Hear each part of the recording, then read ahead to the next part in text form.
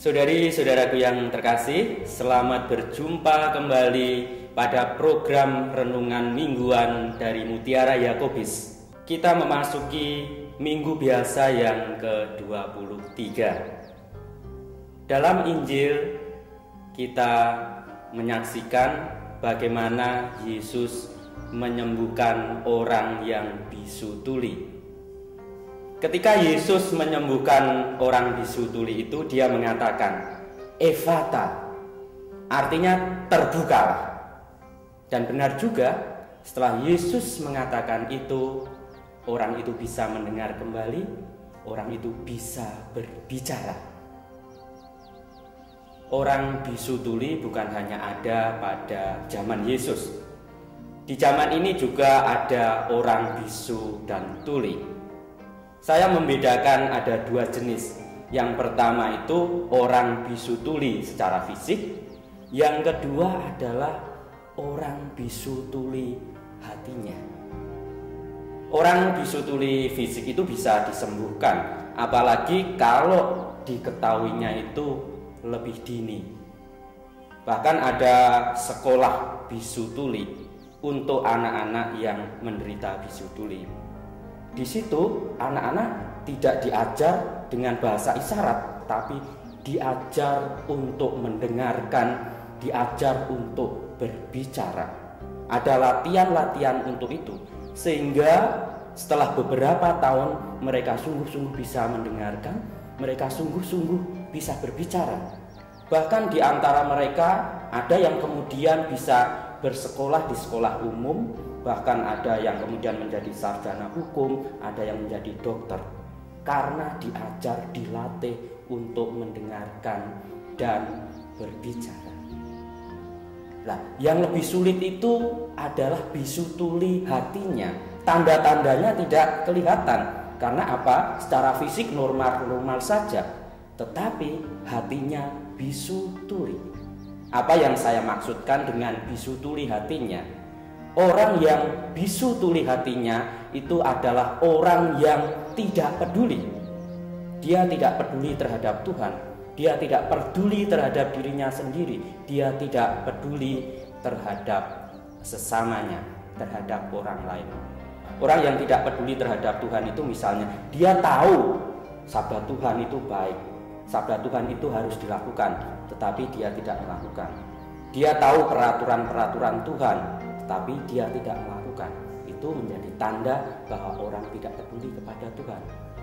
Tidak peduli kepada diri sendiri misalnya apa? Orang itu sebenarnya perlu istirahat, tapi karena tidak peduli dia terus bekerja. Akhirnya apa? Akhirnya menjadi sakit.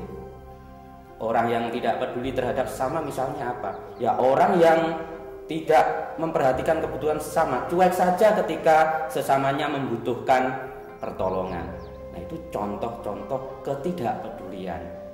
Nah, sebagaimana Yesus mengatakan kepada orang yang bisu tuli tadi, Efata, terbukalah, kata-kata yang sama itu juga ditujukan kepada orang yang bisu tuli hatinya, bahkan ditujukan kepada kita yang sebenarnya tidak bisu tuli. Kalau orang mau disapa oleh Tuhan, digerakkan oleh Tuhan, orang juga akan terbuka. Orang menjadi terbuka terhadap Tuhan, terhadap dirinya sendiri, terhadap sesamanya.